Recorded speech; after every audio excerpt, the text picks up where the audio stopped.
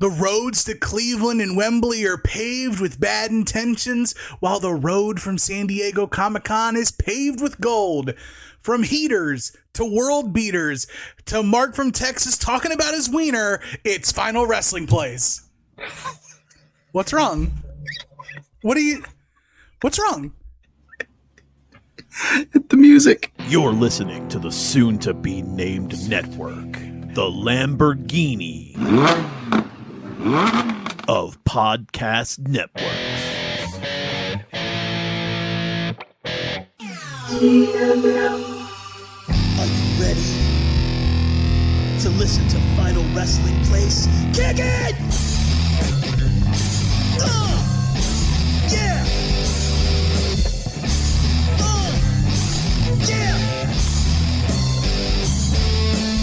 You wanna be in the good place, fool? You better be doing what you're supposed to do. Bad place, little boy. Good place, little man. Break it down. Final Wrestling Place. Final Wrestling Place.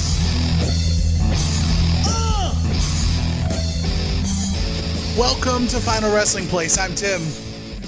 I'm still Marcus, and Tim, the Yankees are up 7-2 as we speak on the Boston Red Sox.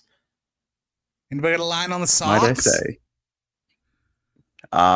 There wasn't a line on the Sox, not with the way the Yankees have been playing, but feeling pretty good about this deadline so far. Still got 2 days to go, and dare I say, the World Series is looking to be back on. Okay. Well, we'll check back in on that in a few weeks. We are coming close to the end of the season, but thank you guys so much for joining us again this week, however you've joined us, whether it's on Spotify or Apple Podcasts, YouTube, what have you, or through the soon-to-be-named network at soon-to-be-named-network.tumblr.com. We are glad you're here with us. Be sure to follow us on the show, or follow the show rather, on Twitter at TNM Shows, on Instagram at Final Wrestling Place. And if you're a YouTube connoisseur, go ahead and subscribe, ring that notification bell over at youtube.com/@Final Wrestling Place. Just go through everything. It's all there. This week on the podcast, we're deep diving into Blood and Guts and the rest of AEW Dynamite. We're tracking WWE's penultimate stops before SummerSlam. We're going 6 feet under with Mark from Texas. And of course, our main event, new fake announcements from San Diego Comic-Con. But first, Marcus, how are you? I'm doing good, my man. I'm doing good. Getting back from the road this weekend.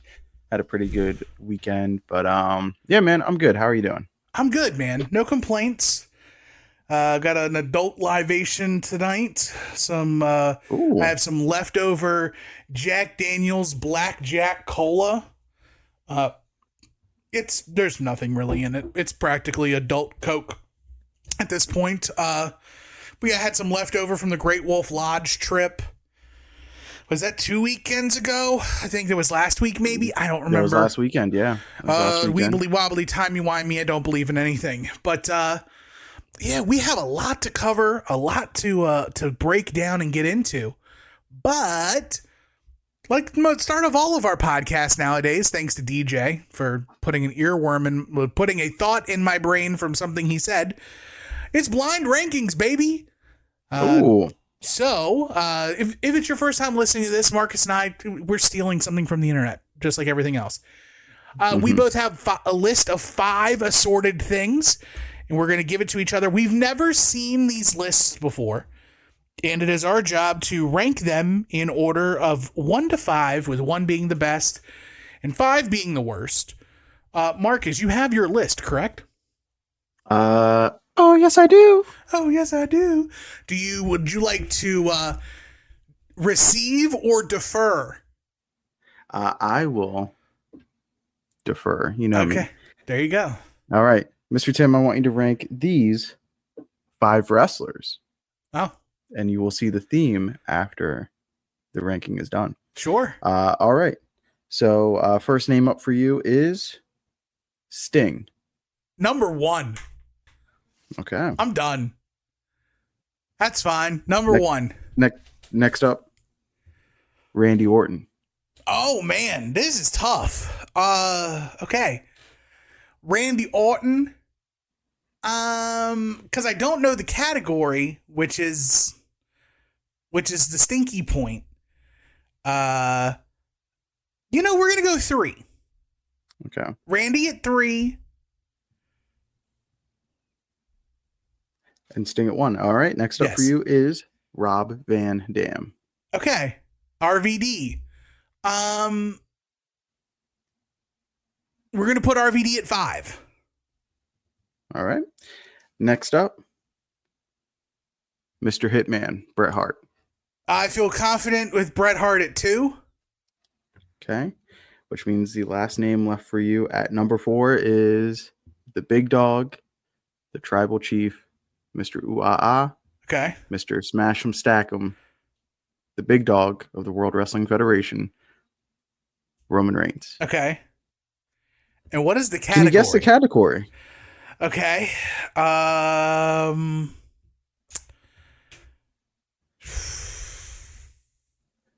Don't overthink it too hard. Just look at the list of names. Sting, Bret Rob Van Hart. Dam, Bret Hart, Sting, Randy Orton, Roman Reigns. We've all been world champion. Well, that is true. But they're They've 5 of my top favorite wrestlers. Oh, okay. That's it. Easy. Yeah. All right.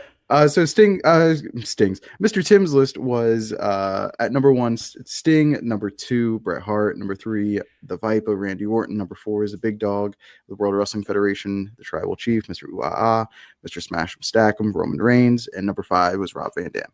Cool. Easy. I'm not gonna be tricky with you. I'm gonna give you your category. Okay. Your category is SummerSlam main events. Ooh, SummerSlammed out.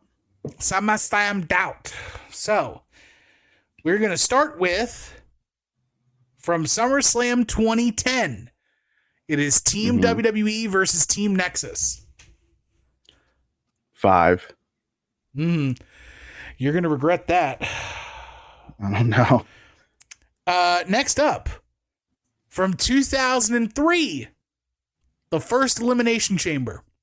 Or sorry, this is the second Elimination Chamber, right? First one was in Survivor Series 02. Yeah. This one's bad. Second Elimination Chamber. Gotta go 4. Okay, you're gonna regret that. Next up, from 1996, it's Shawn Michaels and Vader. 3. Okay. It's gotta get better. Number 2, Brock Lesnar, Randy Orton from 2016. Oh, give me 1. Give me 1 because I know I like that. And last on the list, coming in at number 2 for you, is the Mega Powers versus the Mega Bucks. Oh, okay. Yeah. I wish I would have put that number 1, but I'm not going to be mad at being number 2. I had to go into self-preservation mode. You sure did. Because I'm sitting here and I'm like, I know what I got on my list. And it is definitely a long way from the top if you want to rock and roll on this list. So Marcus's like a church list. single in their mid-30s. Oh, yeah. What's wrong with her? Why isn't she married? That's I can't dox somebody here. There's a lot of people we could dox. I could name somebody right now. Did your church have? Did you have either like the random guy or random girl who like genuinely was nice? Yes. Well, not my church. Not my church, single. but okay. Not your church. Okay. Screw it. They don't listen to the podcast, and it has application to me. It's the only sister I didn't date. Oh, wow. So I had Krista and Kara, but I never had Joy because Joy was significantly older. But Joy is still single. Nice. To this day. Yeah, for anybody no last names who doesn't needed. know, Tim managed to pull sisters. This is not a good. back This in is the not day. a good thing. Upon This is a further good review, thing. this is not a good thing. It is ballin' though. I thought it was ballin'. It is not ballin'. It is trash. I don't need people. Look, I encourage a lot of interaction on social media at TNM shows, at Final Wrestling Place, or the hashtag TNM shows on Discord. I don't need you to let me know how bad this is on the Discord. I already know. I don't know. I think it's pretty dope. I'm 38. I know better. I was in high school. Stop. Full stop.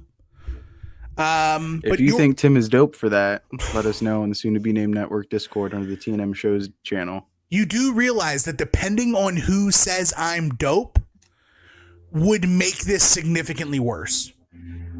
Ed, is this pretty cool or not? I think it's cool. No, it's not. Especially since it's church thing. It's church related. So it's even worse. I'm gonna give me Ed and Tatum, please specifically chime in. I feel like that's a pretty good representation. Sure. Let us know if Tim is dope for that. I already know. I so. can already hear Tatum cussing me out. My vote counts for 3 though, because I was there and I knew you. Yeah. So all right. I was a much different spud then. Your blind ranking list for SummerSlam matches is Brock Orton from 16 at 1, Mega Powers Mega Bucks from the first SummerSlam at 2. Then you've got HBK Vader from 96 at 3. You've got the second Elimination Chamber from 03 at 4. And you've got Team WWE versus Team Nexus from 2010 at 5. How much did you cringe at every time I said the word team?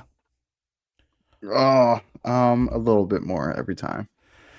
Yeah, I was going through some sound clips, and there was a sound clip we had of no teams, of you just going off on no teams. I did not add it to the list, but it's there. It's there. Marcus, you don't have to answer. I'm going to let somebody else answer for you.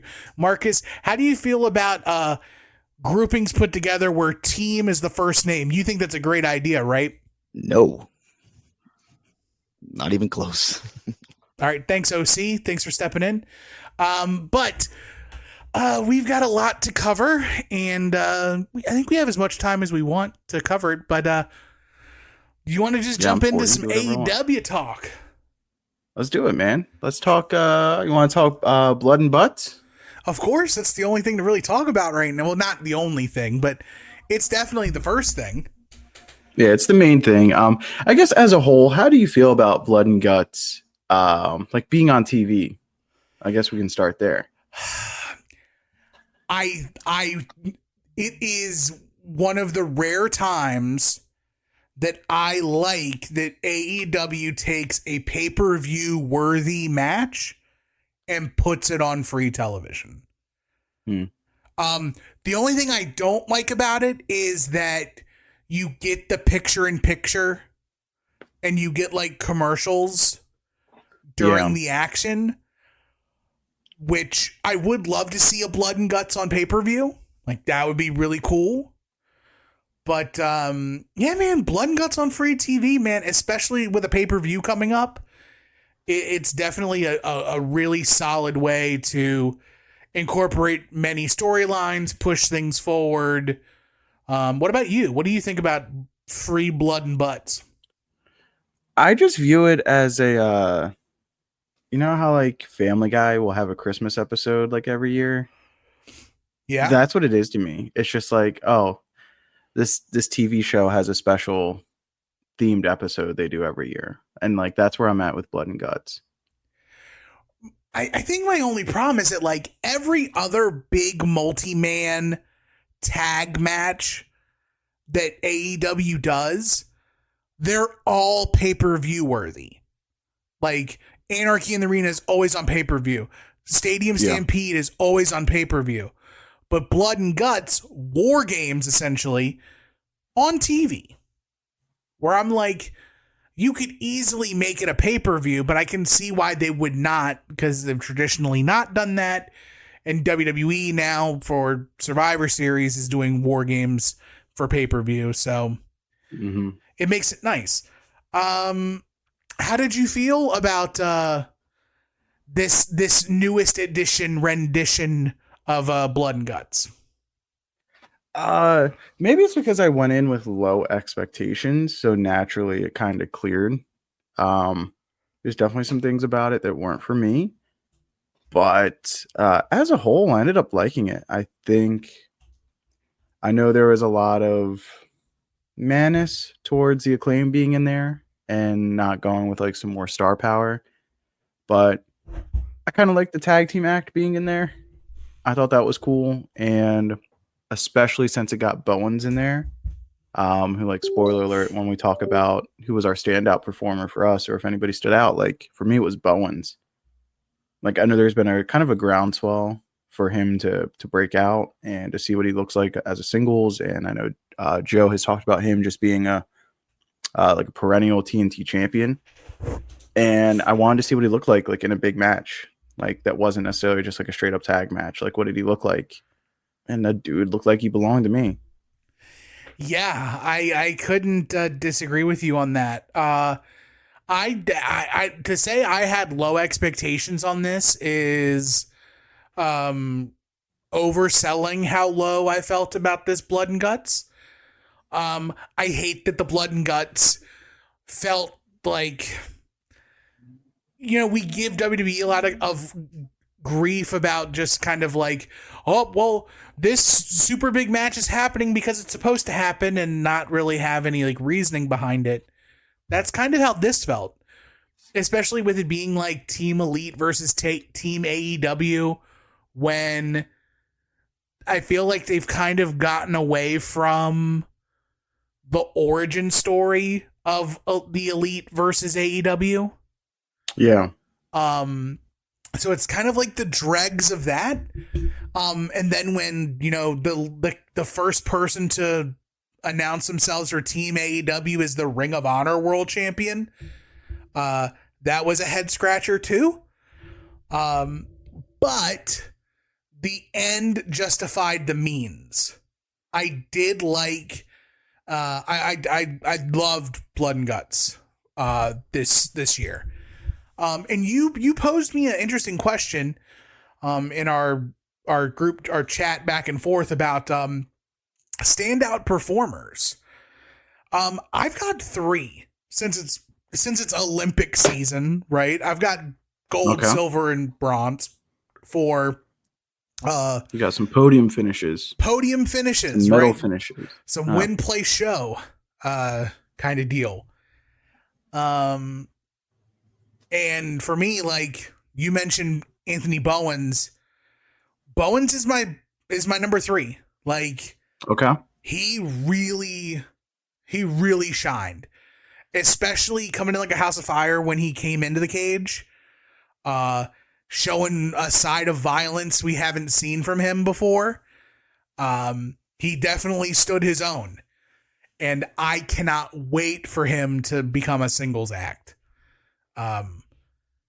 Definitely this grimied him up a bit and added another layer to him. And he's already a pretty layered character. Because he's almost a cheat code in a way. Yeah. Like, he's funny, he's clean cut, but he's also, you know, I'm looking at this. I'm mentioning this strictly because it's a demographic, but like his sexual orientation is definitely a plus for him as being a unique presence. Yeah, it's something more he can bring to the table. Absolutely. Exactly. I'm not saying it because it's like it's not a big red target, but it's also like another layer to him. And now he can be violent. Like, it's crazy. Yeah, but Bowens for me, number 3. Number 2 is Chicken. Mark Briscoe.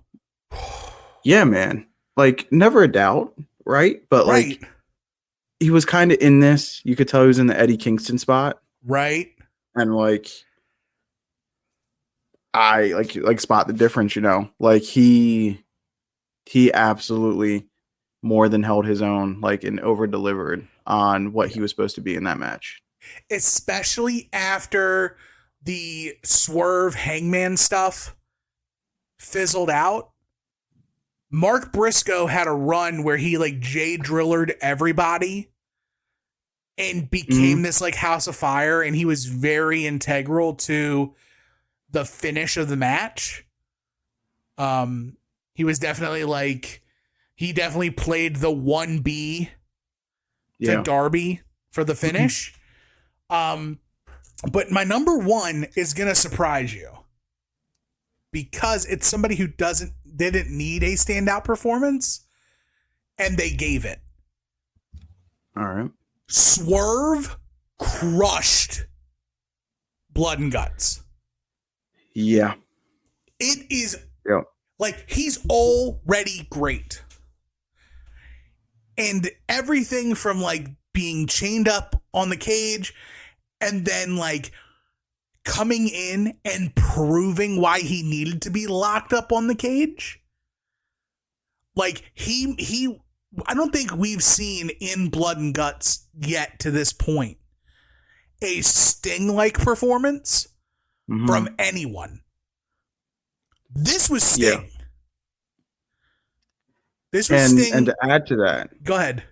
What you were talking about with like layers, another guy that added another layer in this match was Swerve, because I've seen him be a great wrestler. I've seen him be maniacal movie villain. I've seen him be a true sicko. I've seen him be funny. I've seen him be a great promo. I've seen him in the entertainment field. I didn't know. I guess I didn't recognize that I hadn't seen him as an action star. Right. And that's what he was in this. Superhero action star. Like, he looked like James Bond or John Wick or John McClane, like with the staple gun. Like, tell me that's not a scene like out of a movie or something, like an action movie. It is. It absolutely is. Like, it stood out to me when like they bust out the case, they all pull out the staple guns, and then they light up Swerve in the middle of the ring, and Swerve just laughs at him. Dude, it's like he was Batman. Right. Sorry, that's the only action movie I've ever really actually seen. It was at that point that Swerve says to the group, "I'm not wearing hockey pads." And then everybody comes after him, and he he disarms them and gets them back with a staple. And it's like, everybody got one. And I love how Okada found a way to be a part of the group, but not have to like participate. And no like, sharps, baby. Gotta love Okada. I'm going to flip you off. I'm going to staple your finger. And then AEW has it. They have their first, to me, they have their first milestone, headstone rivalry. Okay. It is etched.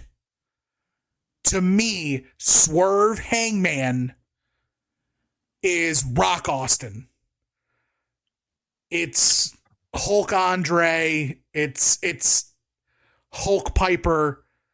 It's there. Especially within the company itself. It doesn't have anything to do with anything that happened outside of AEW. Correct.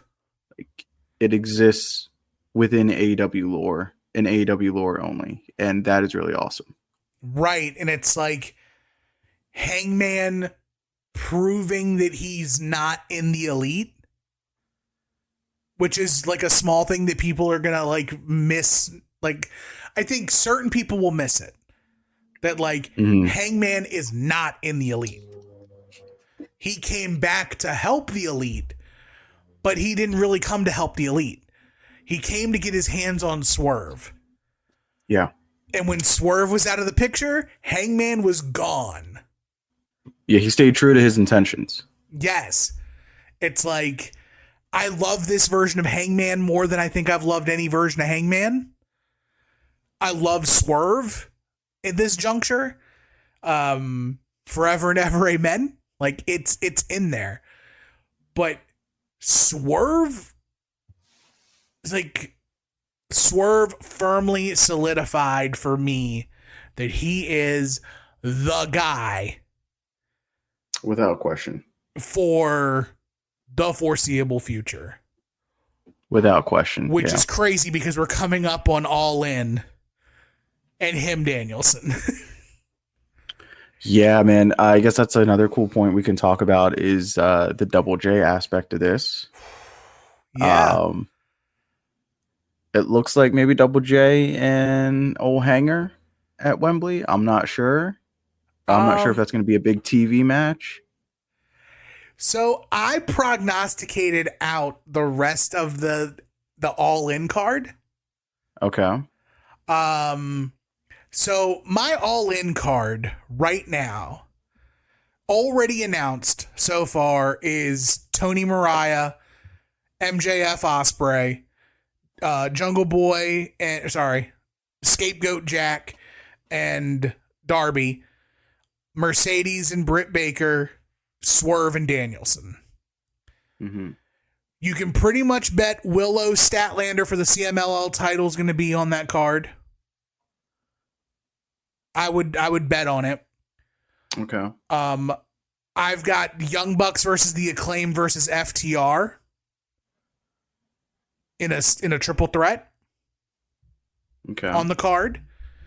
I've got a Stadium Stampede, which was hard to do considering that I don't know where we can find all these people. But I think if we do one, it's the conglomeration plus Shibata Hook and the conglomeration Shibata Hook and Minoru Suzuki versus the Undisputed Kingdom and the Learning Tree. Okay. So Jericho, Big Bill, and Brian Keith. Okay. That's I actually don't hate that. It feels almost impossible because it feels like too many people for Jericho not to have like a prime spot. But I actually really like the booking of that. Right. And then I got the 6-man titles, Patriarchy versus Bang Bang Gang.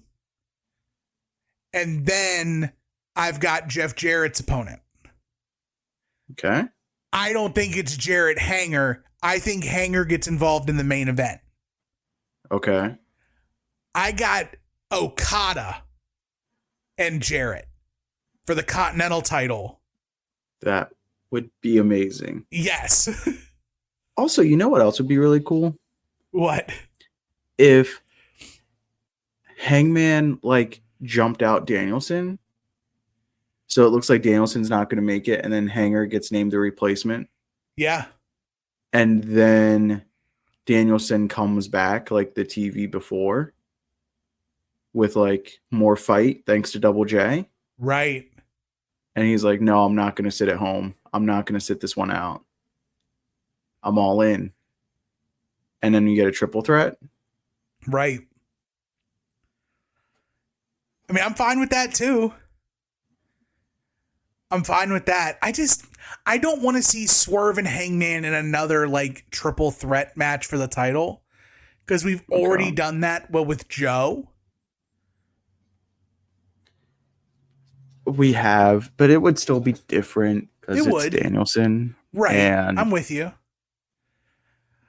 Also, if Danielson like comes in at the last minute like that, then I think you're going to have more interest in Danielson winning. Right. Especially when you like count him out. Yeah.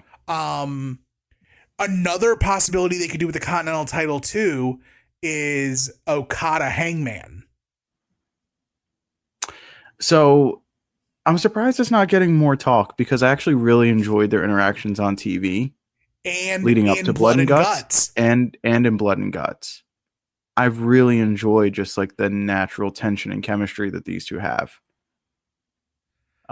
So that would rock. I wouldn't be mad at that at all. Yeah, like because Okada's like an odd man out on this Wembley card.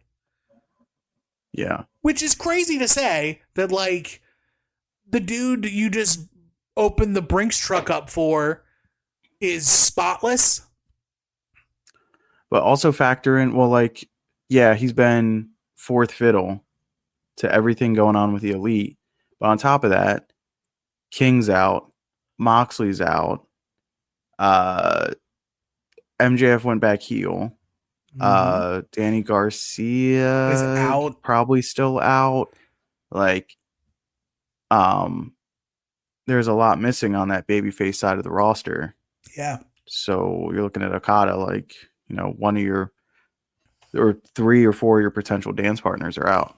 Right. And there's not a lot shuffling around. But I think Hangman as kind of the new outlaw, being like, I'm not AEW, I'm not elite, it's just me.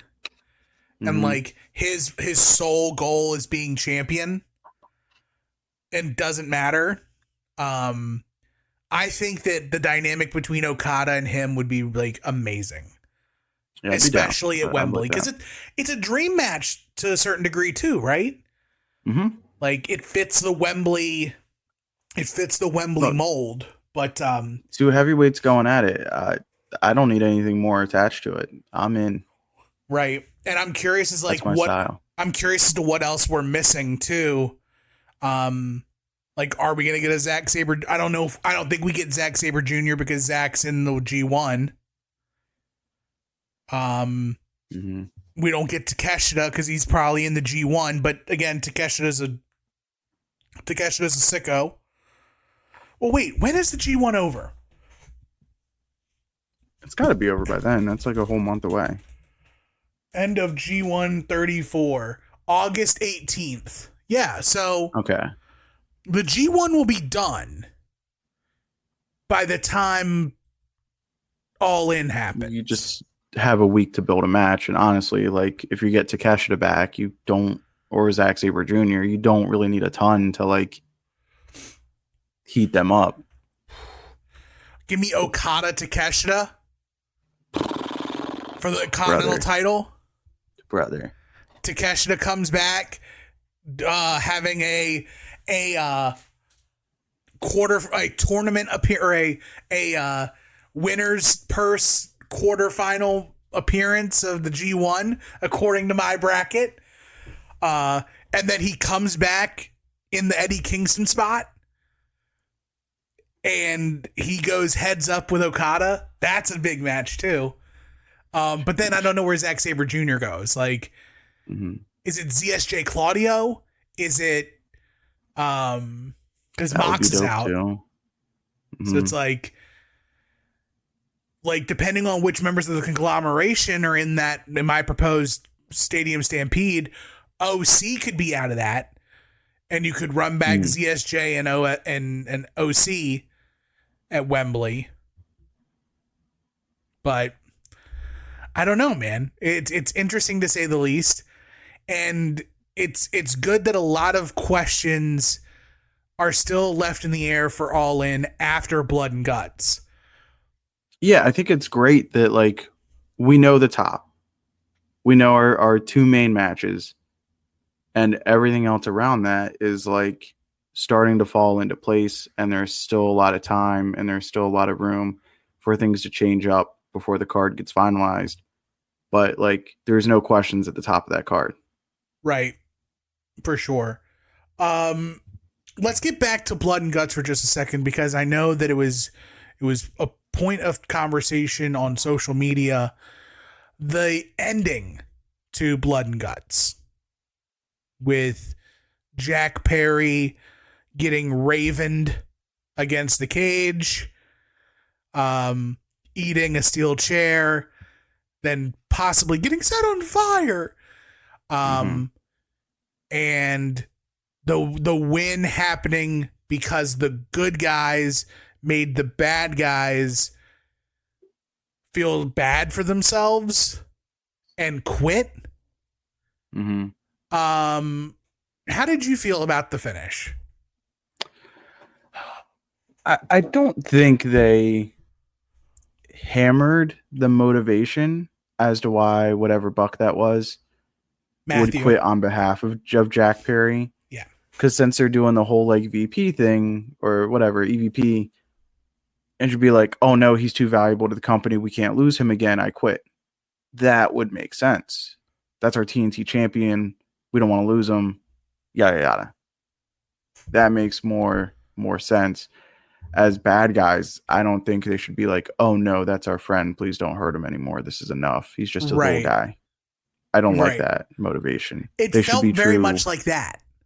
Yeah, and they should be true jerks that are just looking at even their friend as just like a return on investment. And also, too, like, I don't understand why you make Matt be the guy to say I quit when you should, after dousing Jack Perry with gasoline, you should have a mic in one hand and a lighter in the other. And you like, I'm going to give you to the count of 3 to say I quit or I'm setting you on fire. And you do the Home Alone 1, 2, and on 3, Jack goes, you got the match, I quit. Instead of it being, oh, on the other side of the ring, Jack is chained up. Matt, who's right here, who nobody's touching and letting him just talk, he's the one who's going to, 1, make the match, which I understand him making the match because he's the EVP. But 2, he quits. Mm-hmm. Make the dude who you got a beef with quit. Make Jack be the one. Make Jack be the one who has to say, yes, you can fight. You can fight for my title. Yes, don't set me on fire again. And I just didn't understand it. Where like, he's a scapegoat, but is he a sad boy too? That like, I don't care if I live or die. Was that supposed to be like a new character development? Because that's like how it came off. But I'm like, you're a scapegoat. You clearly do care how you are presented and how you're perceived because you're calling yourself the scapegoat. If you didn't care, you wouldn't call yourself anything from a situation that's over a year old. Right. I think that's the point, is I think he's the person who thinks he's being selfless by saying, put the blame on me, but really it's showy. It's like, oh, it's me. It's my fault. I'm the scapegoat, blah, blah, blah. So it works. I think that works. I don't think he's a sad boy. I don't think he's a person who's like, I'll die for you type. But it seemed that way when he's doused in gasoline and he's refusing to quit. I mean, he's very clearly saying, well, I'll die for my friends. To be fair, before being lit with gas or being poured gasoline on, he did suffer that crazy chair shot. So that was dope. He could have had apparent wooziness. I didn't see Doc Samson anywhere checking on the cranial structure of Jungle Boy. So Jack might have been out on his feet. But he wasn't. He was like... But he wasn't like refusing to quit. He wasn't saying anything. Yeah, it was with his eyes, though. He's like... Mm-hmm. Or that could defiant. Be a 10,000 yard stare. No, he wasn't staring. He was being defiant with his eyes. You cannot give him that much credit. That's not possible. I'm the one who's not giving him credit. You're like, oh, no, he's actively being defiant, and I'm like, oh, he's being defiant. No, he's being defiant. I'm saying he just got his bell rung. Nah, he's fine. I know he's fine, but I feel like good spot though. Yeah, I mean, kudos to Mark Briscoe for swinging that chair. Whew. If you're gonna swing it, baby. Swing it. Whether the chair is hollowed out, whatever. Don't care. Chair was awesome. It was awesome. And Mark Briscoe knows how to bleed. Like, that guy is... Yeah, man. Shoot. He did it twice. He did it at Blood and Guts, and he did it at Death Before Dishonor. I don't get it, man. That man is... Mark Briscoe is wrestling outside of his body. It's insane. Driving like he stole it. Yeah, this is his run, man. This is the run. Like, this is the legacy run for him. Where do you put this Blood and Guts with the other Blood and Guts? To give you a reminder, the first Blood and Guts was the Pinnacle versus the Inner Circle. The second one was the BCC plus King and Proud and Powerful versus the JAS. 2023 was the Golden Elite versus the BCC, Takeshita, and Pac. And then this year's. Okay. I'm gonna go. Let me go in descending order to build the anticipation. I'm gonna go ahead and put the first one fourth. So the one from 2021. From Daly's Place. That one's fourth. That's the Jericho header into the boxes, right? Yes. Oh yeah, that's right. Yeah, I forgot about that. I'm gonna go ahead. I don't forget and put this one fourth. So first one fourth. Third. First one fourth. The latest one third. Mm-hmm. I'm gonna go with last year's second, the Golden Elite one, and then the one I'm gonna go with number one is the one from 2022, the BCC with Kingston and Proud and Powerful versus the Jericho Appreciation Society, because Daddy Magic and Cool Hand Ange showed how much they love this business. They did. My list is different than yours slightly. Okay. So at 4, I've got the Pinnacle versus the Inner Circle. At 3, I've got the Golden Elite versus the BCC, Takeshita, and Pac. At 2, I have the BCC versus the JAS. Okay. And I'm very big on this one because I had the lowest expectations and more people showed out in this match. I think this match did more for the 3 people I mentioned before, Bowens, Briscoe, and Swerve, plus Hangman, plus Jeff Jarrett, who's not even in the dang on match, plus Darby to a certain degree. Like, it elevated more people where, like, the others really didn't to a certain level. But I absolutely loved this Blood and Guts more. It may be recency bias. I may have to check them all out once eventually they come to Max sometime in the next 3 years. I don't know. Because I don't know anything about TV. I know about as much about TV rights deals as everybody else on the internet talking about TV rights deals. Yeah, the hot talk this week. Yeah. Like I said, I don't know what the deal is going to be. I don't know for how much money. I know it's going to be for more money, and it's going to be for more programming. And Warner is not letting AEW go. Especially now that they've lost NBA. Correct. They were never, going back to our high school days, they were never on the front burner. Never. They're a back burner. They are the secondary source of income. And now the big pot has been taken off the front burner. Time to pay attention to the back burner. That's right. Like, you know. Got to rotate them, baby. That's right. Now AEW will be the watched pot. I'm curious to see how much inflow that they get. But there's still more things to talk about in AEW this week, though. We have a new debut in AEW as Camille from NWA fame, like the longest reigning NWA women's champion of all time. Camille is now brought in as the insurance policy. I don't know what the actual verbiage for Mercedes Moné is, but yeah, that's a package right there with Camille and Mercedes getting their hands. How did you feel on it came D&D. off? How did you feel the segment came off?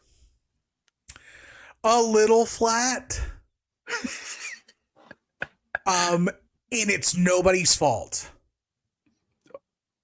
For me, it's I'm fascinated to hear this part. Go ahead. It fell flat because I just don't care about anything that involves Mercedes Moné.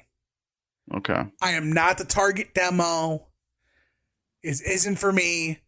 I'm not super high on DMD either. And I'm also not super high on Camille. Therefore, 3 negatives, or I wouldn't say it's a negative and 2 neutrals. Okay? None of that equals a positive for me. I think it's cool that Camille is in AEW. They've got White Jade. Awesome. Cool. They've got a big imposing female threat now. It's going to be real cool when Diesel turns on Shawn Michaels and sends Shawn Michaels to WWE again. Already see it. Like, but it's just not for me. And it just fell flat. I will say, kudos to Camille for busting out the human torture rack. That was awesome.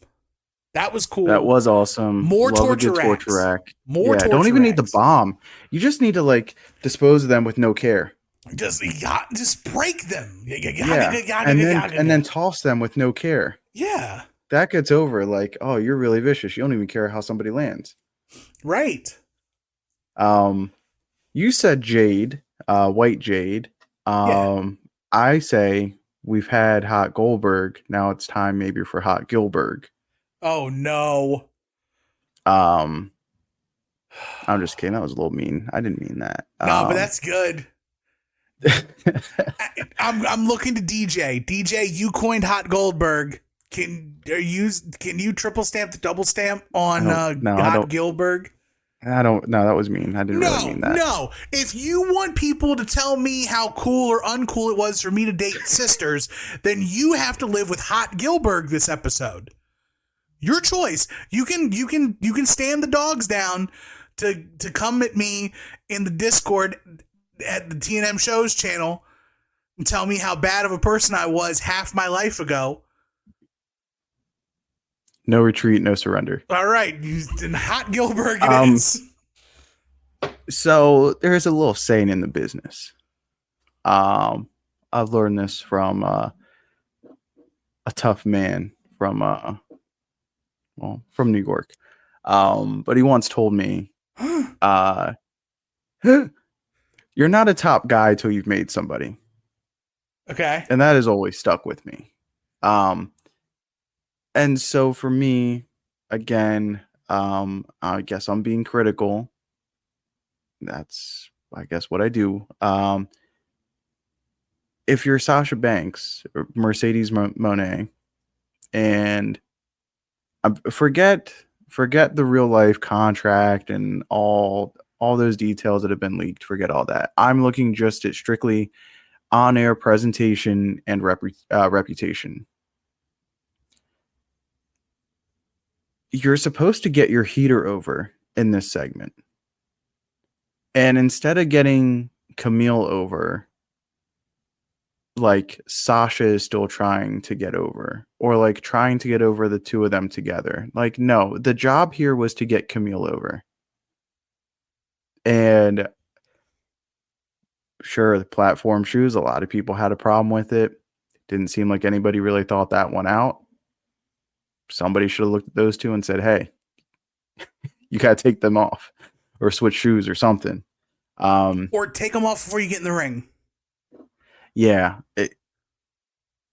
Whatever. Not a shining moment for Wrestler Logic Brain. And then just like the promo that led into it, and then like even at like Comic-Con where they do like the pull apart, like your heater doesn't look effective. Like it seemed like somebody had the idea of like, oh, what a heater is supposed to be, but had no idea how to do the execution. And I just feel like that is pro wrestling 101. And if you don't know how to effectively debut a heater, I don't know what you're doing writing TV for wrestling. Well, It's got to be one of the simplest things to do. Yeah, do you think this is from Sasha's writer? I have no idea who. I have no idea. I can't even speculate. I have no idea. I just know whoever did this tried to either outthink the room or please too many people. And I'm guessing that's what it was probably trying to please too many people, and somebody needed to step up and say, no, the goal here, the only goal here is to get Camille over. You still have a month to build to the pay-per-view. Mm-hmm. Right now, you need to get Camille over.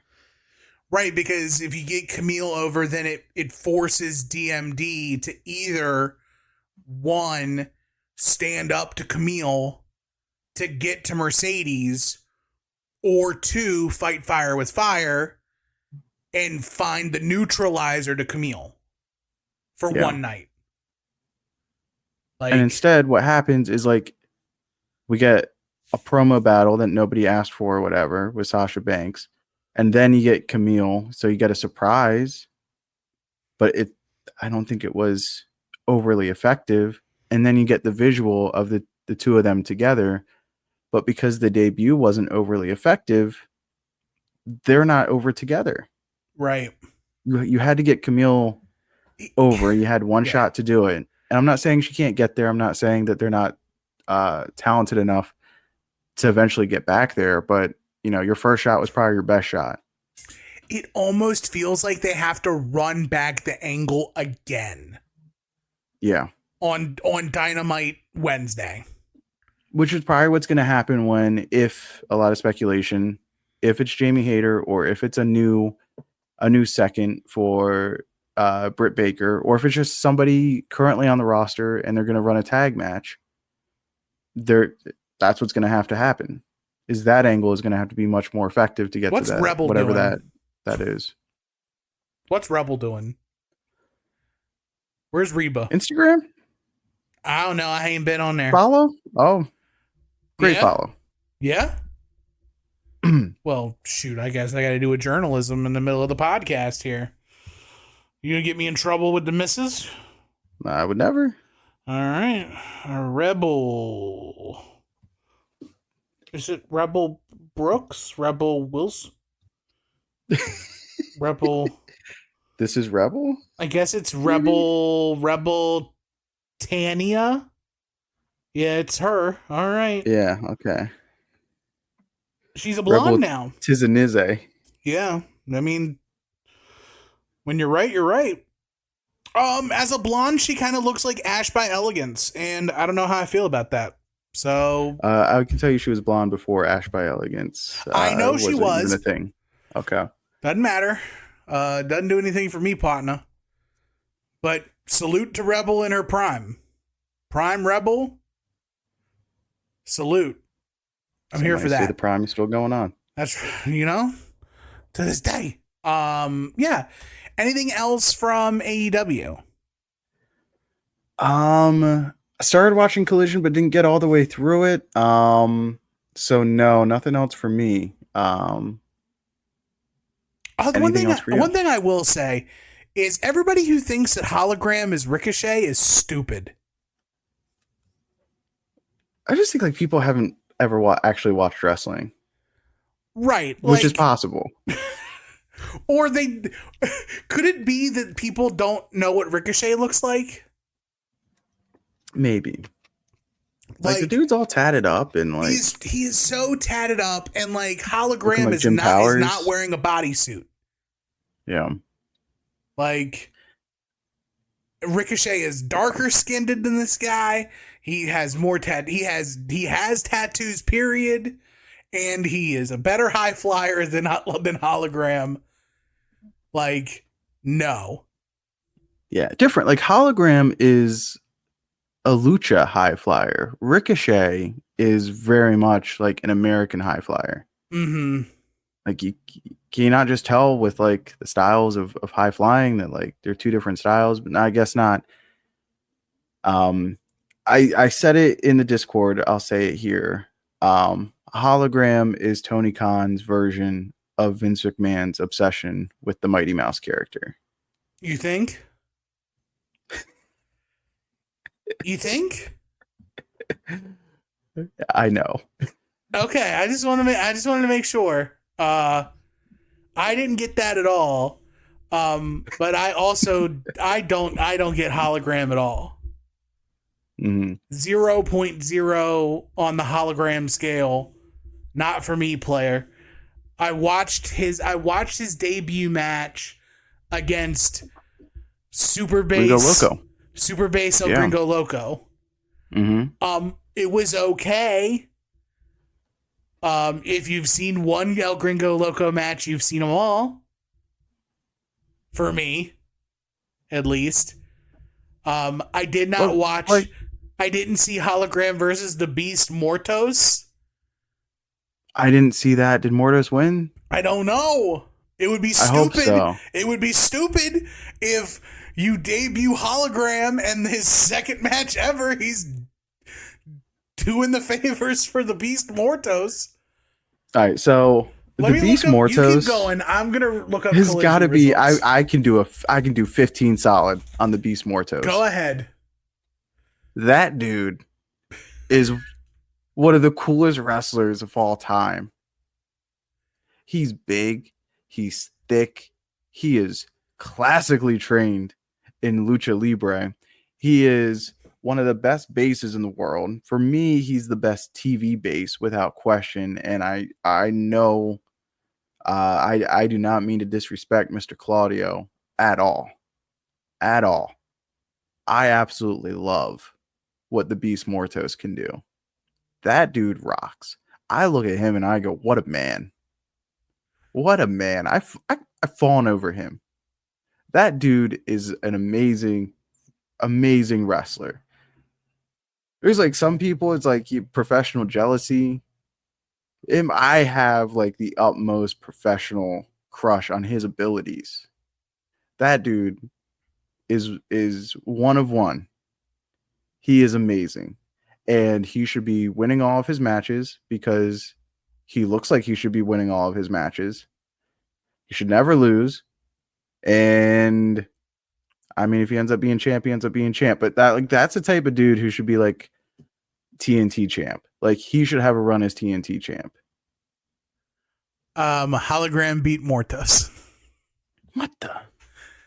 Yep.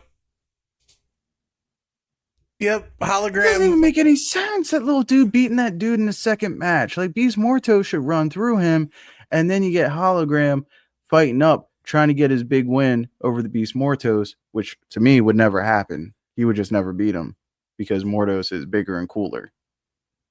Is that because? So I don't know if people. I don't know if it's been said before. What's your stance on smaller wrestlers? In most cases. No. And most Give me being another all. sound clip I can feed Joe. Do it. I can't stand tiny wrestlers. Okay. Mind you, I'm going to sound like Uncle Dave. There's got to be 27 guys on the roster that do the exact same thing. There are. And I'm not saying that Hologram is not talented. He absolutely is, clearly. You have to be in this climate. Was there a demand for more of this? From Tony Khan. When it comes to what he can do, where does he rank? It's almost like AFC quarterbacks right now. Like Tua just got paid, right? Yeah. And his stats are amazing. He's been one of the best quarterbacks in football if you just look at his stats, his regular season stats. But then if you were to do a quarterback draft of AFC quarterbacks, how many do you get to before you pick Tua? At least 5. There's Patrick Mahomes. Lamar. There's Joe Burrow. There's Lamar Jackson. Herbert. Josh Allen. That's 5 right there.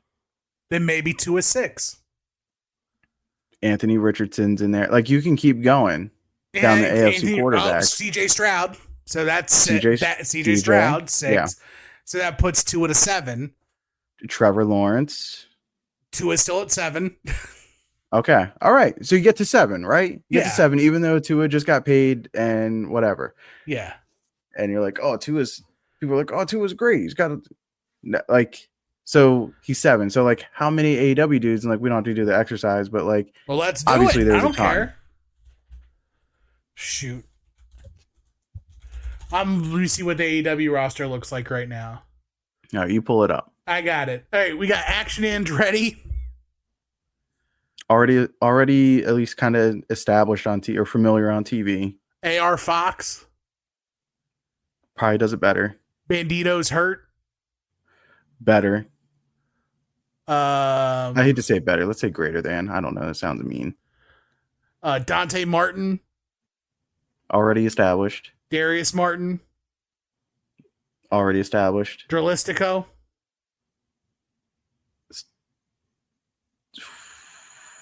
Is he there? Mm-hmm. Does he go there? Yeah, he's on the he is on the formal roster page. All right.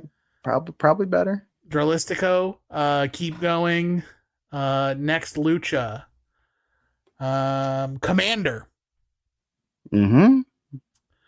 Yep. Why do you need a hologram when you already have Commander? Yeah. Just make Commander a thing. Carrying on. Team him up.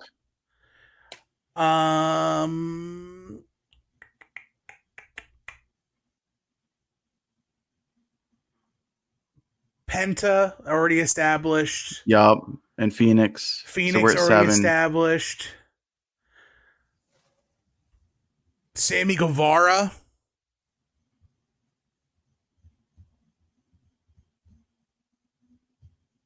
I don't think he can do the Lucha as well. So that's probably the Trevor Lawrence there. Okay. So we got to 7, just like the just like the Tua exercise. Sorry to blend sports with real sports there. But when it makes sense, it makes sense. Right? And I thought it made sense. It did. I'm with you on that. All right. Mr. Tim, anything from the World Wrestling Federation? Yeah, we got a couple of things to talk about as we're switching gears. We're on the go home. We're on the road to SummerSlam. SummerSlammed out. We're a little early before we can get our VHS tapes because SummerSlam is Saturday. So there is a little bit of time before we'd get the express copy. So there is no pre-cap. But all talking points goes around to everyone's favorite, lovable, friendly neighborhood Pepsi lover, CM Punk and Drew McIntyre. Pepsi Phil, CM Punk.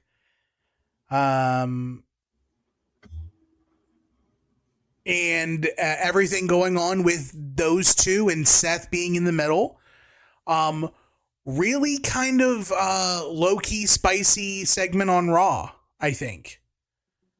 With Punk and Drew and Adam Pearce and Seth.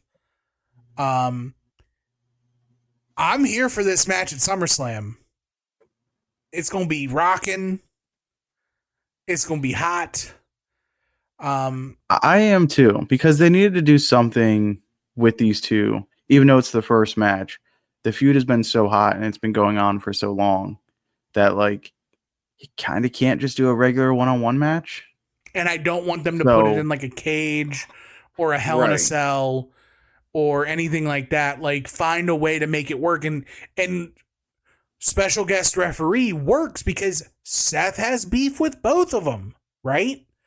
Right. So instead of going from like 50 to 100, they managed to go like 50 to 75. Right. And that is much more palatable. Like adding in Seth Rollins is early because now I don't know. Like, okay, are we going to get Drew Punk straight up with Rollins there, and whoever wins? But then the fallout of that is straight into Rollins versus Punk. Because that's been simmering for a bit too. And they've done a good job of like building up the dislike and building up the tension between those two without them really doing a whole ton. They've had a couple promo segments on Raw, but they haven't had like a formal angle or anything like that. So like that's a possibility. Or like whatever happens at SummerSlam. We continue to roll through with this until Bad Blood. Mm-hmm. Which kind of seems naturally like I feel comfortable saying we're going to get a natural Hell in a Cell match. Is it Drew Punk or is it Rollins Punk? I think it's Drew Punk. Or is it Drew Punk Rollins? Right. You could do a triple threat there. That makes sense too. Has there been a triple threat in Hell in a Cell? Yes, there has. Back in 2011. Wasn't with, it Del Rio, CM Punk, Cena? John Cena, and Del Rio. Okay. Yeah. Which baffles me that we've only had one. It was pretty good too. Yeah. Like as good as a Del Rio match can be, right? You know. Yeah. And then on the other side, you know, we've got the Tongans, as Solo likes to call them. Jacob and Tama becoming the number one contenders to DIY's WWE Tag Team titles.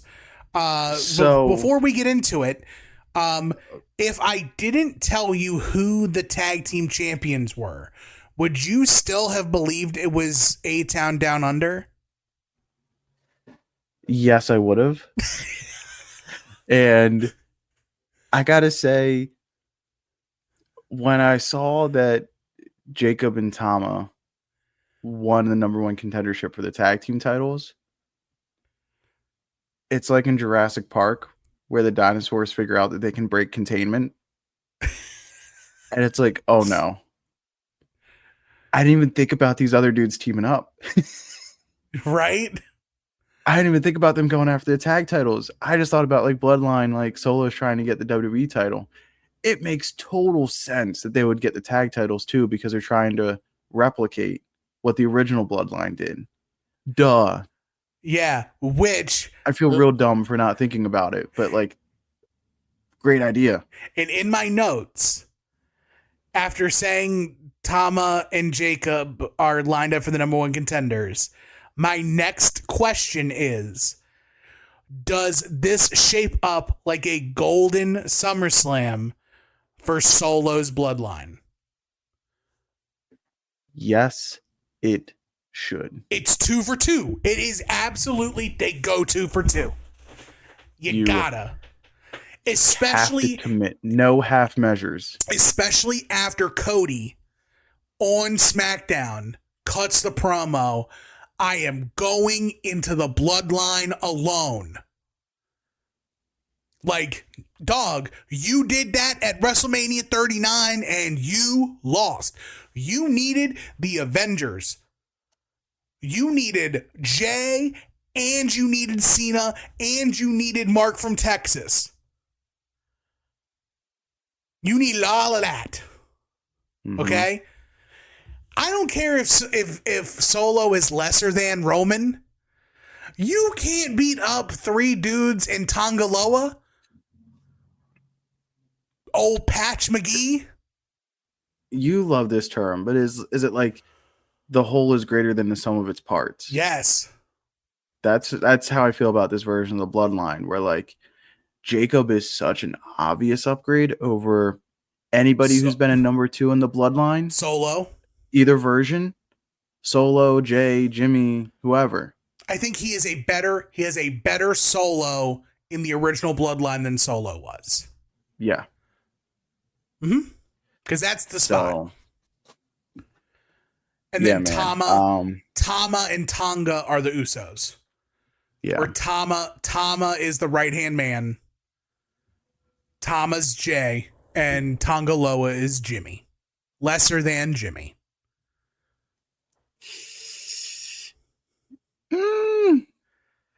I don't think so. I mean, I'm saying Jimmy is lesser than Jay. Oh, Jimmy's lesser than. Gotcha. And Yeah, Tongaloa gotcha. is lesser than Tommy Tonga. Gotcha. Yes. I thought you were saying that the infamous. No, I'm saying infamous Tongaloa is a push on Jimmy Uso. I'll take the infamous. He's got a cooler nickname. He's got a cool nickname. Yeah, and Jimmy, Jimmy's got a cooler wife. I don't know. I haven't seen Tom. If they would have factored Naomi into the bloodline, I would entertain that point, but they never did. So Don't care. I entertain it. Grease.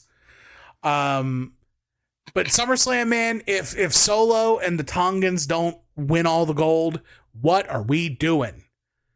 Especially since Triple H came out and literally put his foot in his mouth and said, I like saving the bigger things for the bigger pay-per-views. Did you see that? Mm-hmm. It was like the reason why Braun Breaker didn't win the Intercontinental title at Money in the Bank is because we want him to win it at SummerSlam. Didn't say that, but that's what everybody thought, right? Like, I think SummerSlam's going to be fun. I think there's going to be a lot of shaking up, a lot of changes, and I want Mr. Ooh-Ah-Ah to show up. He don't got to do nothing, but he's got to be there.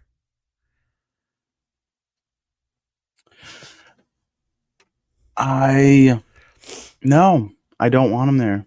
No? I don't want him there. No. Number 4 on my blind ranking list? You don't want him there? Yeah. No, like, I want a Bloodline 2-for-2 sweep at SummerSlam. It needs to be Empire Strikes Back. Or not Empire Strikes Back, excuse me. What's the second one? Empire Strikes Back. Yeah, thank you. Empire Strikes Back. That's what I want. Clone Sorry, Wars. I tried to do a Star Wars. Or Attack of the I tried Clones. to do a Star Wars and I Attack confused of the myself. Clones. That's the one you're talking about. Yeah. Definitely not. It's Attack of the Clones. It's now the, God. The baddies need to win. Ask me what episode 8 is. I don't know. I like the newer ones, even though they're flawed. I can't even tell you what number 7 fun was. To watch. I don't know the names. 7, 8, 9. No. I'm gonna beat myself to death in game. New Hope. That's 4. I know what 9 is. 9 is The Last Jedi. What is 7 and what is 8? 7 is The Force Awakens. Mm-hmm. And 8 is Last Jedi. No, 9 is The Last Jedi. No, 8 is The Last Jedi and 9 is The Rise of Skywalker. Okay. Yeah, see? We did. I did a Star Wars. You did a lookup. I did. I would never. You did a Google. Don't even. Speaking of don't even, Marcus. Don't even try to stop me.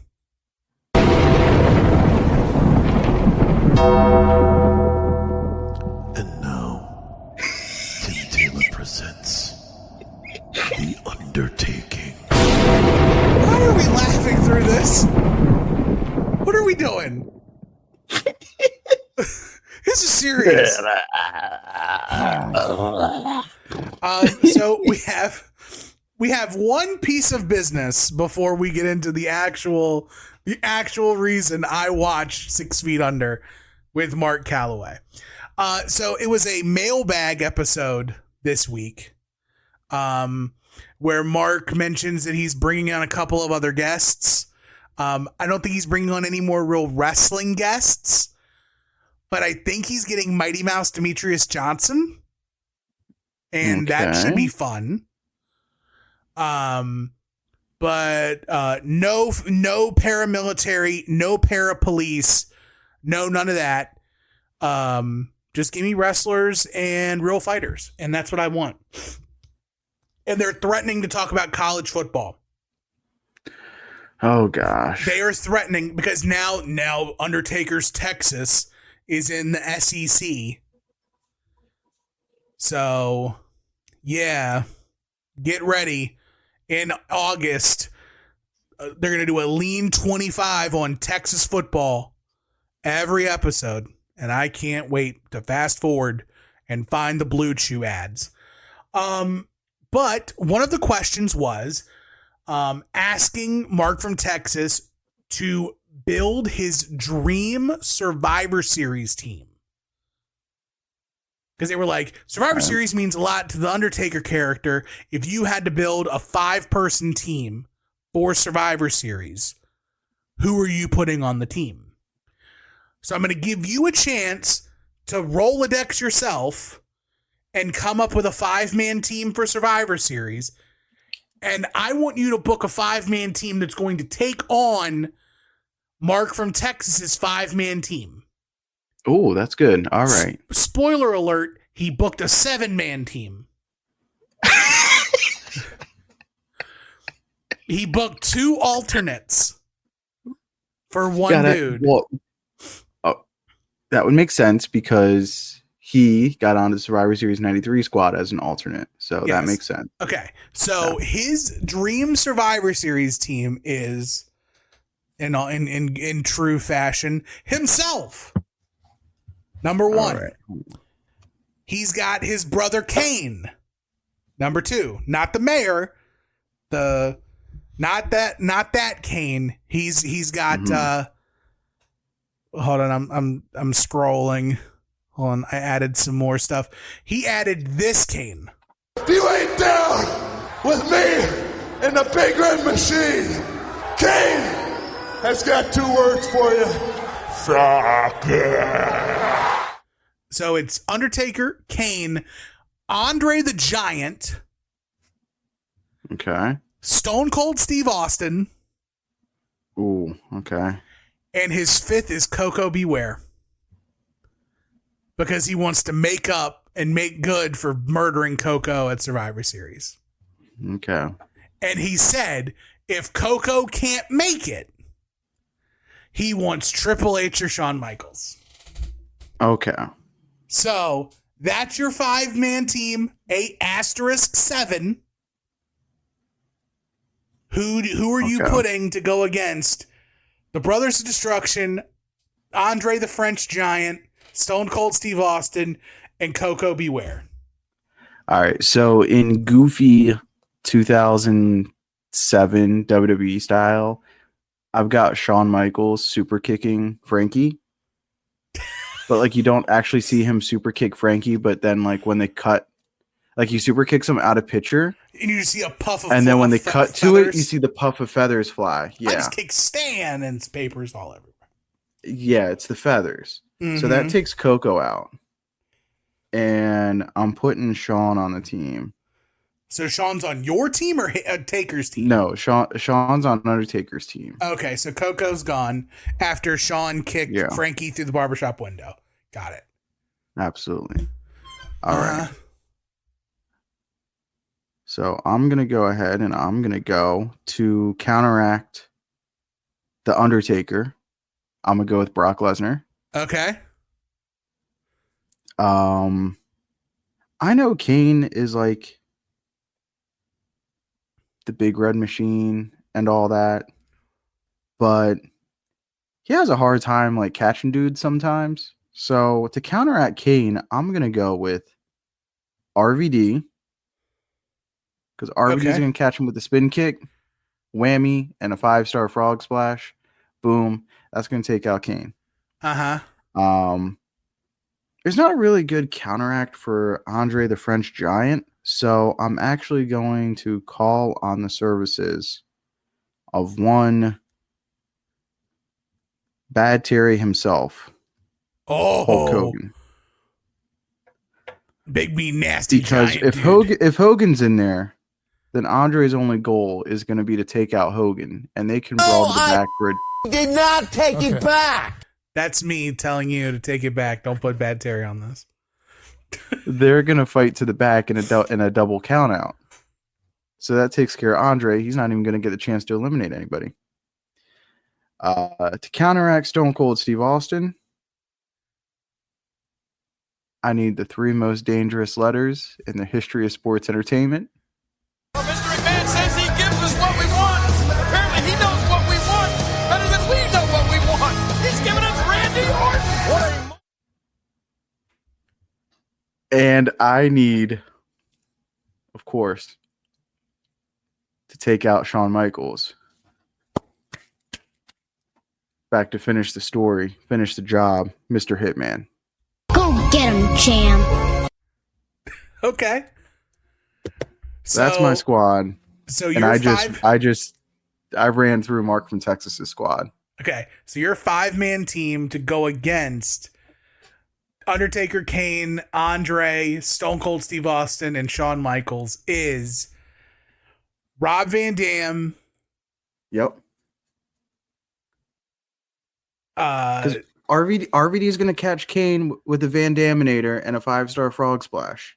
Wham, Okay. done. so Brock, RVD, Yep. Bad Terry, Bad Terry, Randy Orton, Mr. Survivor Series, and Mr. Hitman. and Mr. Hitman. The other Okay. Mr. Survivor Series. Yeah, I mean, you nailed it. I think you crushed it. Thank you. You moneyballed it. I mean, you went against. Now, to be fair, I want you to know you went against a team of 3 big men, and you did not put a single big man on your team, even though you hate little wrestlers. You have a plethora of little wrestlers on your team. But I got monsters. I got Brock Lesnar, who's going to eat the Undertaker alive because he always does. So that takes out the Undertaker. Right. I got 6'8", 330-pound Randy Orton. Bad Terry. Oh, wait.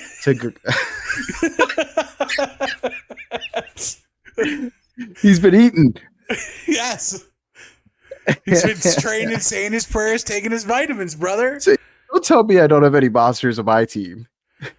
I said you had little guys on your team. I didn't say anything. I said big. I said you had no big men. I got monsters, though. Okay. So here's the main event, right? So I've been begging and pleading that we needed an upgrade from this wonderful sound clip from The Undertaker. It's like steroids for your wiener. But legal. And I've had to run with this read for 3 to 4 weeks until this episode.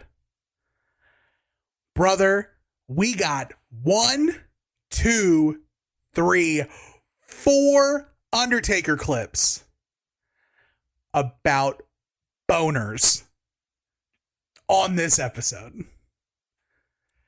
Well, they say if your Undertaker sound clips last more than 4, That's go right. seek medical attention. That's right. But we got 4 clips. All right. Okay, so we got this little ditty. Steroid wieners. Wiener steroids. Give it to you again. Nope, that's the wrong one. This one. Steroid wieners. Wiener steroids. Back to back. Nobody prompted him. Steroid wieners. Wiener steroids. Next, we get this gem. Resurrection. Yes, sir. Play it again, Sam. Resurrection. Yes, sir. And that, the resurrection bit, comes from this little ditty. Back in the saddle. That's huh? right. You got a little dead man setting up, huh?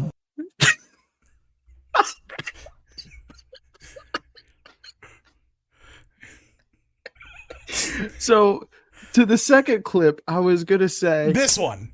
Resurrection. Yes, sir. Uh-huh. the resurrection. Yeah. It's not a cross, it's a symbol. Yep. That's right. It's a symbol. It's not a cross, it's a symbol. Oh. So we've had this Steroid wieners. Wiener steroids. and this Resurrection. Yes, sir. and this. Back in the saddle. That's huh? right. You got a little dead man setting up, huh? And then they talk about how Blue Chew arrives to your house. And Mark hits us with this one. That means nobody knows that you got wiener steroids in there.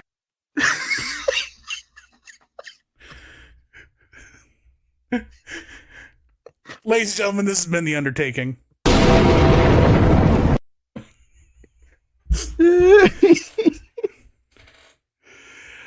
Oh, man. Big How wiener great. guy. Real big wiener guy. He just Steroid wieners. Wiener steroids. so good. I like this better than like thinking in these, I don't think of like him talking about his own junk, which is crazy because he actually says, Back in the saddle. That's huh? right. You got a little dead man setting up, huh? "Little dead man." I'm here for that, you know. But yeah, that's the undertaking. So, Adam would call this the best part of the show. We have a lot of Comic-Con. I forgot we didn't. What I forgot now? we didn't have a jingle. For what? I forgot we didn't yeah. have a jingle for weekly purchases. Let me. Oh, here we go. You know what? Here we go. All right, who's ready for some field tripping? We're going to San Diego, boys. San Diego. Let's go. We went to San Diego, and there's a ton. When I tell you there's a ton, it is it's like 7 Word document pages long All right. of things from Mattel and Jazzwares, and even including the Major Brothers stuff. Mm-hmm. Because there's some stuff on the Major Brothers that sounds interesting too.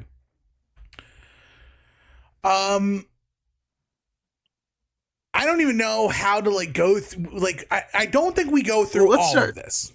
No, but like, what was your first highlight? Like, what was the first thing on this list that like jumps out to you? I'm gonna be broke. I gotta buy Yeah. 3 Mutas, Well, that's your guy, so yeah, you do. and like, hey, why isn't anybody saying that this is the first time we've ever had an Ultimate with a chase? No, we definitely had Chase Ultimates. I believe the first one was the Razor Ramon. Was that an Ultimate? Yeah, it's Ultimate Okay. with Chase. You got the Hasbro original, and you also have the purple gear. Okay. So it's the first Ultimate I care about that has a chase. Yeah, man, Muda's getting figures, man. An Ultimate with a chase and his retirement match, apparently. When looking through doing all my research, it is labeled as retirement match Great Muda. Okay. Which is the old man, All Japan, Noah, helmet masked Muda, which I'm here for. But I want to talk about the Monday Night War figures. What a wonderful set. Yeah, go ahead. So we've got, and these are just the ones that like I was interested in, right? Rib tape DDP, One Warrior Nation Warrior, U.S. champ Eddie Guerrero. It looks like Six is getting a chase too. Is it the Hulk Hogan You Suck Pal? No, there's Here? it's 2 singlet chases or 2 singlet sixes. Oh, okay. But there's one where it's 6 written on his chest, and the other Mhm. where it's just like a blank top. Okay. Which is still cool. That's his WCW versus NWO World Tour. That's year. right. Euro champ Shawn Michaels, Yellow Razor, which is really cool. I love that Razor Ramon. We got ECW Bam Bam. I think the NWO Vincent and the NWO Dusty are probably going to end up being Build-A-Figures. Okay.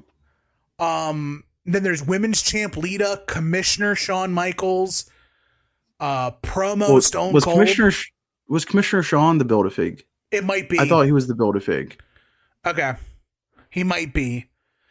And then the piece de resistance is TV champ Booker T. That's the pride and joy, absolutely. Are you going for black or white Booker T? I mean, I would prefer the white trunk Booker T, but can't go wrong. Either one. Maybe I'll be hardcore. I'll take them both. This is my Booker T. Like, okay. The only other action figure I'll ever take of Booker T is a King Booker, and at this point, they're 2 different people. King Booker and Booker T are two different people. No, I get that. I get that. A great line of figs, even going back to like the first series that came out. I'm still missing Kevin Nash. I'm missing all of them. I haven't started into it because I swore off Elites, and then they announced the Monday Night War project, and then I was like, oh shoot, that's actually a really good idea. You fool. And so now I'm gonna probably have to play catch up with the ones I really want. But a great line of figs. Yeah, for sure. And then there's some Ultimates that got announced too that are along the same lines, right? You got the Monday Night War Luger from the Nitro win over Hogan. Yep, I believe that's the August 3rd, 97 Nitro win. Yep. I'm here for that. This isn't quite a Monday Night Wars figure, but this is probably the one I was most excited about when I saw everything for WWE, and I missed the window to get the pre-order in because we're on a bit of a spending freeze right now until payday hits. But the White Castle of Fear Vader. Yep, had to have it. I got it pre-ordered. Got to have it. I'm going to take my chances and catch it in October. Like, I got to... Yeah, I feel like Target does pretty well with staying stocked or, having their figures be available. So I got Batista. I'm sure he'll be there. Yeah. But they also announced red and yellow WWE Hollywood Hogan is a Target exclusive. Polka Dot Dusty is a Target exclusive. But there's 2 box sets, brother. Mm-hmm. One is from the Coliseum collection, which is Big Boss Man and Bam Bam Bigelow.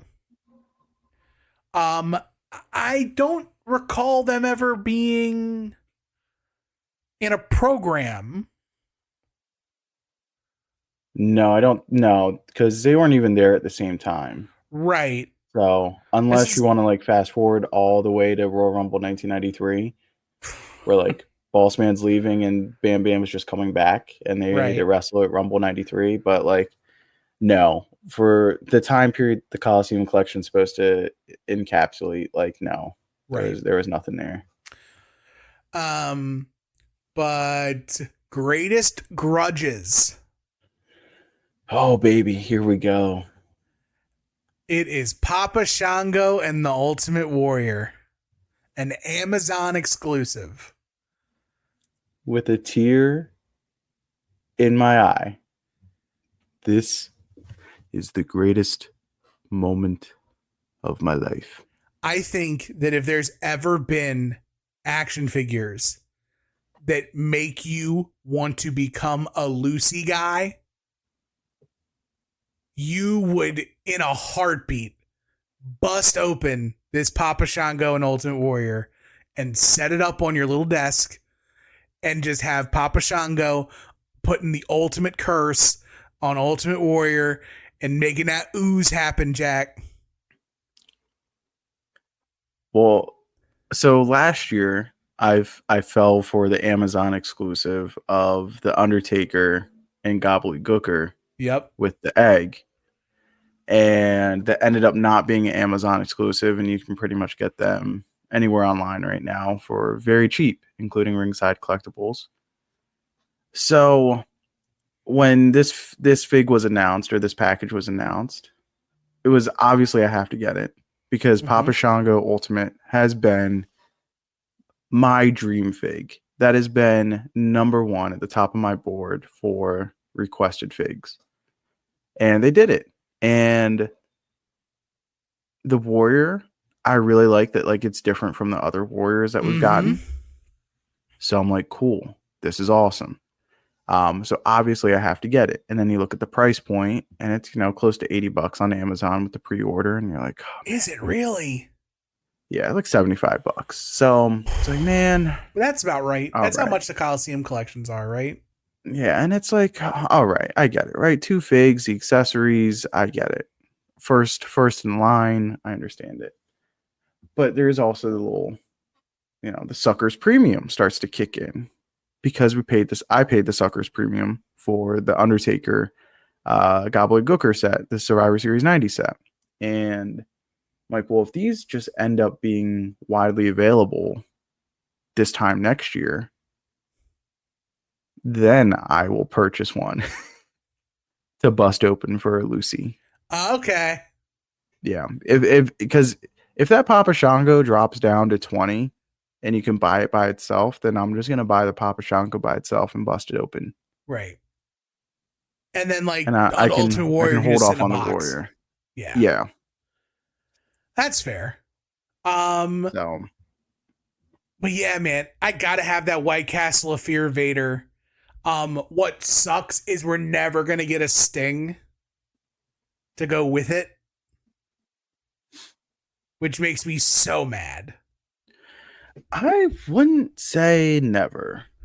It'll be a long is time. a businessman, and yes, Right. Sting, I'm sure has followed in the footsteps in the likeness of a Mr. Hitman, a Macho Man Randy Savage, a lot of these other bigger names where they sell the license. And I think Sting is going to be a sell the license guy. Mm-hmm. And I bet if Mattel comes calling with the right price, whether they have to refinance their headquarters 1 time, 2 times, maybe even 3 times, however many times it takes to get to the right dollar figure to drop a sack of money on Mr. Sting's doorstep, I'm pretty sure they could get something done. Yeah, I hope so. You also have to take into account that group that now holds the Macho Man license and the Andre the Giant license and the Ric Flair license. They're definitely going to be in the market too, because then that all goes to big rubber guys and goes to the majors. And it could also go to Zombie Sailor, right? So, but there's a couple other Ultimates that are on tap. They announced Ultimate Line 23, which it's LA Knight, it's Dom, it's Ray. Ultimate 24 is Mountain Dew Pitch Black Bray Wyatt, which looks cool. Then there's 2 fan takeovers, one with Seth and one with John Cena.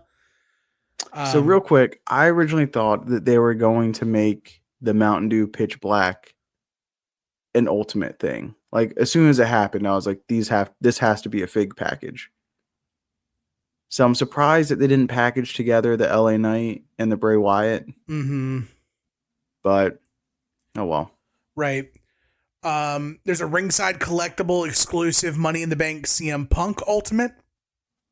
Mm-hmm. And then they announced the WrestleMania Ultimates from 40, which is Solo Sikoa, Finn Balor, Damian Priest, and Final Boss Rock. I might get the Damian Priest. It looks really good. I might get Priest. I might get Final Boss Rock. But there's still so many other figs out coming too. Yeah. But running down some of the elites, like Rock's a guy who got a ton announced. You're about to run down the elites real quick. Well, I didn't even write down any of the Rock or the Rock elites. Okay, I think he's got 2 coming from this last run. Yeah. Plus the Ultimate. So yeah, I am going to get something to kind of commemorate this bonus material out of the Rock that we got. Yeah. It's probably going to be the Ultimate. Yeah, it's got to be the Ultimate for me. They announced some legends. WrestleMania 9 Brett. International champion Rick Rude with a chase. Oh my gosh. There's a chase. Gotta get him. One has the United States title on the tights. And that's great. And then one is, there's pictures of both of them from Comic-Con. Okay. There's a Justin Hawk Bradshaw coming. There's a WWF champ Psycho Sid that's coming. I have to have that. New Foundation Neidhart that doubles as Who. There's a Farouk. There's a WrestleMania 7 Bad Terry. There's a Kurt Angle with hair. Godfather, Smoking Guns, Billy Gunn, but the other gem of everything that got announced is Black Singlet Perk Angle. All right. So yes, that is a gem. Black Singlet, our earliest form of Perk Angle. Absolute great figure. Great figure. I'm glad it's happening. Probably the closest we're going to get to A TNA the wrestling. immortalized version of the ECW wrestling machine.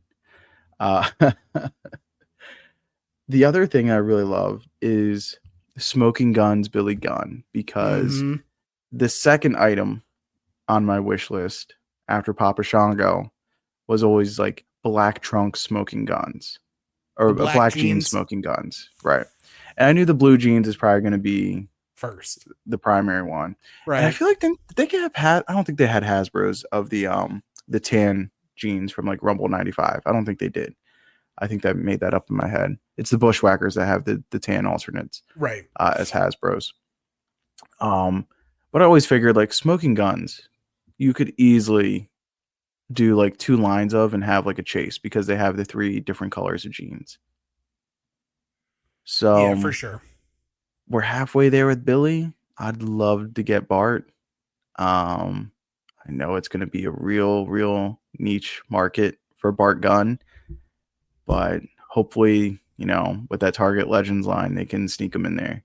Yeah. Hitting through some of the best of the rest. For me, Trick Williams getting a fig. We're getting Hollywood Blondes Pillman. Oh, yes. That's another gem. Yeah, we're getting Make a Difference Fatu. Jade Cargill, Tamatanga, Jacob Fatu's coming. They announced the Royal Rumble series with a 2010s version of Diesel and Hulk Hogan with the banner.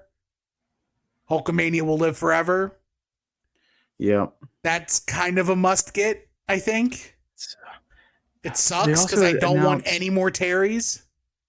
The WrestleMania 8 Bad Terry with the Hulk Rule shirt, or the Hulk Hogan shirt with the American flag on it. That's 8. I've had that down for 7. Yeah, that one's 8. Yeah. Okay. But like, that's really good too. The Hulk with the banner is really good. I feel like the Rumble line is always really good. The SummerSlam line is really good, and now the Monday Night War line is really good. Yeah, they announced the WrestleMania series too, with WrestleMania 4, Mr. Hitman, WrestleMania 30, Bad Terry, and WrestleMania 39, Bianca. Okay. And then the ringside vault with Yoko with a chase, another Bad Terry, Kane, and Straight Edge Society Punk with the mask. And then there's a couple other like 3-packs. There's the Evolution 3-pack. There's the Samoan Dynasty 3-pack for Target and Walmart. The ECW Dudleys as a Mattel creation looks pretty cool. Yeah. I like that a lot. The Headbangers are also getting figs. Awesome. I don't know if they're a Mattel creation either, but good to see tag team 2-packs. But AEW was like, hold my beer. We're not done. We get the Briscoes 2-pack, which I think was announced before Comic-Con. Right? I think so. But we get the Sting 3-pack, where we get a WCW Sting in this. Yes. Yeah. The no shirt, black pants Sting, Crow. That's like the vignette Sting, I think. Mm-hmm. We also get a Black Machismo Ringside Collectibles fig, which looks cool. Mercedes Moné is getting a Shop AEW fig. We're getting 2 new Supremes with Osprey and Mox. OC in the Jazzwares Vault. There's a House of Black 3-pack from Jazzwares Vault. But I think the pride and joy for this is going to be the Ringside Collectibles exclusive Tony Storm. The I don't packaging think on I saw that. The packaging on that looks awesome. All right, that one snuck through. I didn't see that one. I don't know how you missed it. I'm assuming timeless. Timeless. Okay. They announced Unrivaled 16. Nothing really there. There's a new OC, and the Gun Club gets figs. There's a 1 in 5,000 Takeshita that they've announced. Edge is getting his fig. He's got a 1 in 5,000 chase. There's a new Swerve and a new Ricky Starks. There's a Willow coming with a 1 in 3,000 chase. All right. And then Unrivaled 18 is the debut of Mariah May and Okada as figs. All right. With a new Joe, a new Penta, a new Mark Briscoe, and a new Jack Perry. Unmatched series is getting Pink Jacket Darby, Patch Danielson, a 1 in 3,000 Blade Runner Sting chase. I saw that. That's awesome. And then Jay White is getting one with a chase, 1 in 5,000. Right, red pants. I hope it's red pants. Yeah, I think it's the big match Switchblade. Yeah. Unmatched 12. The only thing of note for that to me is Rock Hard. Juice Robinson's getting a fig. And Ric Flair is in that line, I think, was in the Luminaries category. Oh, okay. Sting is the Luminaries and Unmatched. Are they doing the Woo Energy? I want like the Ric Flair from the last like year where it's Woo Energy can. I want the Woo Wings, and I want like angry drunk Ric Flair yelling at like college kids at a pizza bar. I think this is like borderline Ramblin' Ricky Rhodes, puffy Ric Flair. Okay. Yeah. But that's really all for 8. Pre-plane crash Ric Flair. Yeah. Like, but the Major Brothers are not effing around either. With the announcements of the Big Rubber Guys, Macho King. There's a powder blue Nate they've got. They've announced Series 9 with Jeff Hardy, the Brooklyn Brawler, and Harley Race with the NWA title. Okay. Mr. Danhausen's getting a fig.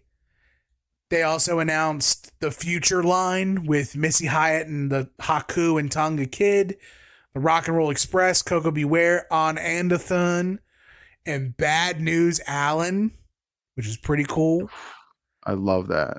And they announced a new line called Major Moments. Did you see this? I did not. So they are doing, it's not an action figure line so much as it's like a figurine line. All right. Because the first in the line is Macho Man from WrestleMania 4 dropping the big elbow. Gotcha. Okay. So it's him in flight dropping the elbow in the tights that he was wearing when he dropped the elbow on DiBiase. All right, that's pretty cool. Which was the pink with the yellow boots. Yeah. So that's pretty cool. Especially if they can get like the right moments. Those are pretty sick. All in all, I think all of us figureheads are going to spend roughly a mortgage on everything from Comic-Con. And I'm excited. I'm excited to spend money on the little things that make me happy. Yeah. But as an aside to that, every day I inch closer to looking at my back wall and pulling all of these little guys out of their boxes. Tim, don't do it. Marcus, don't do it. I'm just gonna ask you a question, brother to brother. Okay, mm-hmm. Are you ready for this? I'm ready. What is the point of keeping them in the box? Because if you take them out of the box, you'll have to find new wall decoration, and that's more money. Or you just display the loose figures. No, because then you got to get shelves. No, you're not going to do that. And you don't want to do that. I do. Actually. No. See, to me... I say get the shelves, install the shelves, and then if you want to be a Lucy, do the Lucy. Because here's the thing. In my mind, the reason why people are in box collectors is because they want to resell their figures. Well, I do like the potential option to optimize the value of the figure just in case I ever come to a situation where I need to sell or get offered to sell. I like keeping that on. I also just like the box protecting the figure. No dust getting on it. I don't have to worry about it like getting trampled on. I don't have to worry about like missing pieces. I don't have to worry about the headache of like keeping plastic baggies for accessories or anything like that. I don't have to worry about adding more trash to throw things away. No, none of that. Also, like, have you opened up a toy recently? They got them little gimmicks on the back that like you got to cut off and everything like that. Brother, like you're messing with talking to a anything like guy that. who already has 2, 4, 6, 8 Lucy's. Okay. And you're talking to me about the guy who's like, have you opened a fig recently? Do you want me to tell you who is the biggest son of a butt to effing open? This guy. Ultimate Bad Terry. NWO edition. Yeah. Which So correction. Hollywood Hogan. Hollywood. Hollywood Hogan. Yeah. By the way, I think I got a defective Bad Terry because it only came with one knee pad. Oh. So whatever. I'll have to look at mine and see if he's got 1 or 2 knee pads. Yeah. That's something. Yeah. But yeah, man, like, I just want to open up my figs, man. I want to display them. I want to put them together. I want them to be together. I want organization, especially once I get my whole bloodline together. And then I have the OG bloodline versus the new bloodline. I can put those together. Can display them together in boxes. No, because, okay, it is easier. So just for your perspective, I have 8 figures sitting on a small shelf that my monitor is sitting on. Behind me, I have 8 figures in a line that takes up about half a wall. It's space consolidation, brother. No. I don't have rooms to put my figs in. I don't have long banisters to stand my figs on. I say when you run out of space, then you can entertain your different options. No, that's stupid. Yeah. No. Hey, you want to know how you handle the problem? Hey, Tim, do you know when you need to handle your diabetes problem? After they cut your feet off. Makes sense. No. I'm an inbox guy. You do what makes you happy. I don't know what makes me happy yet. I'm so torn. And so I just stick in this like craw of like, there's some figs I'm going to open, and there's some figs I'm going to keep in boxes. And then I'm like, well, no, because then there's other figs that are on the wall that I want to open, but I'm like, I can't yet because I haven't made the decision to open those. All of the ones behind me are safe. The only ones that aren't safe are the ones that are in front of me. Can't there be a middle ground where you get one and you're like, you know what? This is open. Or you know what? This stays in the box. Well, there was. Okay. You got to remember, I bought 2 Ultimate Romans. I opened one of them. My Ultimate Asuka, I bought and I opened it. My Monday Night Wars Mr. Hitman, I opened that one. The Hollywood Hogan Ultimate, I opened that one. I bought 2 Elite Big E's, one to open so I could have the other WWE title that I could put it with Roman. And then I got the 2 Ultimate Batistas, so I could open one. I don't want to keep buying 2 figs to open one and keep a box of another one. Don't. Just when you get it, be like, you know what? I'm going to open this bad boy. Or nah. And then, like, I don't know. with all these elites, you got to buy the fig. You got to buy the because I mount stuff on the wall. I got to buy fig protectors. It's just a big racket. Yeah, you do. You have to if you're going to put them on the wall. Well, unless you buy shelving. See, and you're already on the shelving kick because you want to open them up and display them.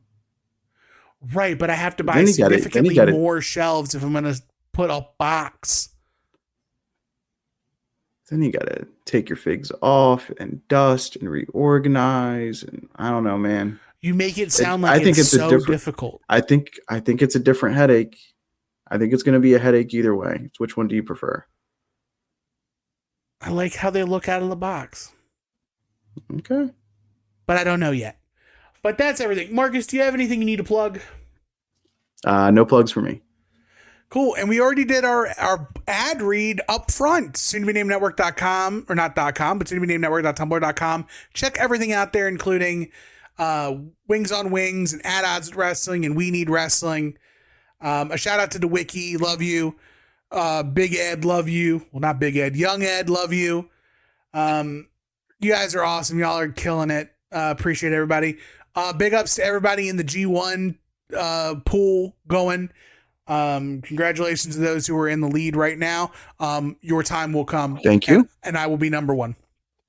And there is nothing else that I can say about it because I'm going to ride on the strength of the back of evil. Yuck. But that's me. Nothing for you to plug, nothing for me to plug. We will be back next week. We're going to talk Survivors or SummerSlam because SummerSlam will have been here and gone from lovely Cleveland, Ohio. But right now, we will be first on the network. Yes, to cover all of the happenings. That's of right. SummerSlam, scooping and booping like the way God intended. We will be scooping and booping SummerSlam. That's right. I may even dig out the Jeremy Piven sound clips to put it on the board. But right now, all that's left, Marcus, is to tell the people goodbye. Bye, boys. Let's kick it, boys!